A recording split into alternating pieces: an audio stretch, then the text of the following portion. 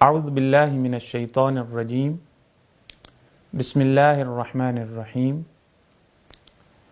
ہم قرآن مجید کی روشنی میں تربیت اولاد کے قرآنی اصول بیان کر رہے تھے۔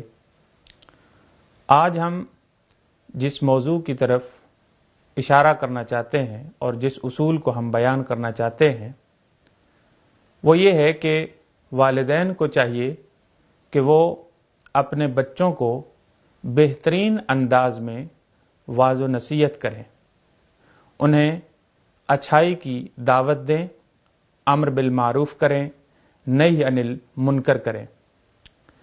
قرآن مجید نے اس اصول اور اس قانون کی طرف سورہ ہود میں اشارہ فرمایا ہے۔ اعوذ باللہ من الشیطان الرجیم بسم اللہ الرحمن الرحیم۔ سورہ ہود کی آیت نمبر 42۔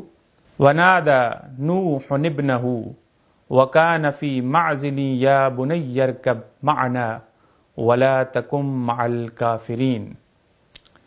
جناب نوح علیہ السلام اپنے بیٹے کو آواز دیتے ہیں جبکہ وہ ایک علیحدہ مقام پر کھڑا ہوا تھا۔ یا بنی ارکب معنا، آواز کیا دی ہے کہ اے میرے بیٹے ہمارے ساتھ کشتی میں سوار ہو جاؤ، ولا تکم مع الکافرین، اور کافروں کی ہم نشینی اختیار نہ کرو۔ اور جناب نوح علیہ السلام کی بات کا جواب دیتے ہوئے بیٹے نے یہ کہا، قال سآوی الی جبل یعصمنی من الماء، کہتا ہے کہ میں پہاڑ کو اپنی پناہ گاہ بنا لوں گا، وہ مجھے اس طوفان سے نجات دے گا۔ جناب نوح علیہ السلام نے فرمایا، قال لا عاصم اليوم من امر اللہ الا من رحم، کہ آج کے دن کسی کو کوئی چیز بچانے والی نہیں ہے مگر یہ کہ جس کے اوپر خداوند عالم خود رحم کرے، یعنی عذاب سے کوئی چیز آپ کو نہیں بچا سکتی مگر یہ کہ خداوند متعال خود رحم کرے۔ یہی گفتگو ان کے درمیان، باپ بیٹے کے درمیان چل رہی تھی۔ وحال بینہم الموج فکان من المغرقین، کہ ان دونوں کے درمیان ایک طوفانی موج حائل ہوئی اور وہ غرق ہو گیا۔ ناظرین گرامی، آپ نے ان دونوں آیات کو ملاحظہ فرمایا اور ان کے ترجمے کو بھی آپ نے ملاحظہ فرمایا۔ دیکھیں، قرآن مجید جو ہے وہ اس سورہ ہود میں اس اصل کی طرف کہ والدین کو چاہیے کہ وہ اپنے بچوں کو واعظ و نصیحت کریں، راہ ہدایت کی طرف ان کی رہنمائی کریں، اشارہ کر رہا ہے۔ کہاں پہ؟ جہاں پہ جناب نوح علیہ السلام نے اپنے بیٹے کو آواز دی کہ یا بنی ارکب معنا، اے میرے بیٹے ہمارے ساتھ کشتی میں سوار ہو جاؤ، یعنی جناب نوح علیہ السلام اپنے بیٹے کو راہ ہدایت کی طرف، راہ حق کی طرف بلا رہے ہیں، ان کو آواز دے رہے ہیں۔ لیکن ظاہر سی بات ہے چونکہ اس کی ہم نشینی کفار کے ساتھ تھی، کافروں کے ساتھ اٹھنا بیٹھنا تھا، تو اس نے اپنے شفیق باپ کی شفیقانہ نصیحت کو ٹھکرا دیا اور کہا کہ میں پہاڑ کو اپنی پناہ گاہ بنا لوں گا۔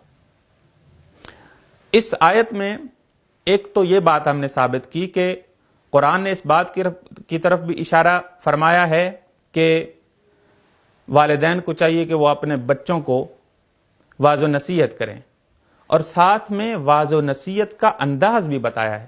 وہ کیسے؟ دیکھیں، عربی زبان میں جب ہم یہ کہتے ہیں کہ میرے بیٹے، اس کے لیے دو قسم کے الفاظ استعمال ہوتے ہیں، ابنی اور بنی۔ ابنی کا معنی بھی میرا بیٹا ہے، بنی کا معنی بھی میرا بیٹا ہے، لیکن دونوں میں فرق بہت ہے۔ ابنی کا معنی میرا بیٹا ہے، لیکن بنی کا معنی ہے میرا پیارا بیٹا۔ ظاہر سی بات ہے جو عربی ادب سے واقفیت رکھتے ہیں وہ اس بات کو جانتے ہیں کہ یہ مصغر ہے، اس میں مصغر ہے جو یا متکلم کی طرف مضاف ہے، تو یہاں پہ میرا پیارا بیٹا ہم معنی کریں گے۔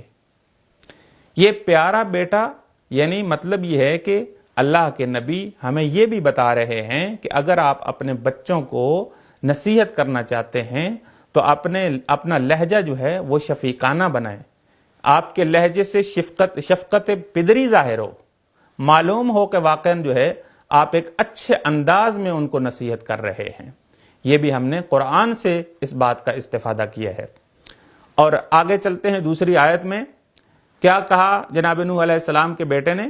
کہتا ہے کہ میں پہاڑ کو اپنی پناہ گاہ بناؤں گا۔ دیکھیں، یہی ایک موحد انسان اور مشرک کے درمیان فرق ہے، ایک مومن اور کافر کے درمیان فرق ہے کہ مومن انسان اللہ کو اپنی پناہ گاہ بناتا ہے، موحد انسان اللہ کو اپنی پناہ گاہ بناتا ہے، لیکن مشرک انسان جو ہے ہمیشہ یہ جو دنیاوی سہارے ہیں ان کو اپنا بہترین سہارا اور اپنی بہترین پناہ گاہ سمجھتا ہے۔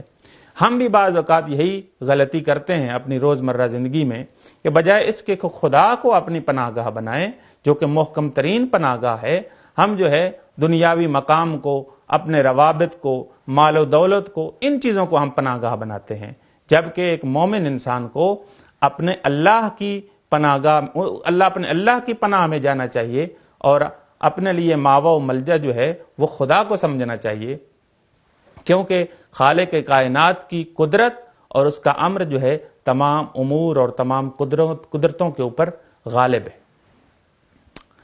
اب ایک اور نقطہ جو میں بیان کرنا چاہتا ہوں وہ یہ ہے کہ دیکھیں، جب جناب نوح علیہ السلام کا بیٹا یعنی اللہ کے نبی کا بیٹا گمراہ ہو سکتا ہے تو ہم اور آپ کیا چیز ہیں؟ لہٰذا والدین کو چاہیے کہ وہ ہر صورت میں، بالخصوص اس پرآشوب دور میں، اپنے بچوں کی بہترین تربیت کریں۔ والدین کو چاہیے کہ اس پرآشوب دور میں اپنے بچوں کی بہترین تربیت کریں، بالخصوص ان کو اچھے انداز میں، شفقت بھرے لہجے میں واعظ و نصیحت کریں تاکہ ان کی بہترین تربیت ہو پائے۔ دعا ہے خداوند عالم کی بارگاہ میں کہ خالق کائنات ہمیں اپنے بچوں کو بہترین انداز میں واعظ و نصیحت کرنے کی توفیق عطا فرمائے۔ وآخر دعوانا ان الحمد للہ رب العالمین۔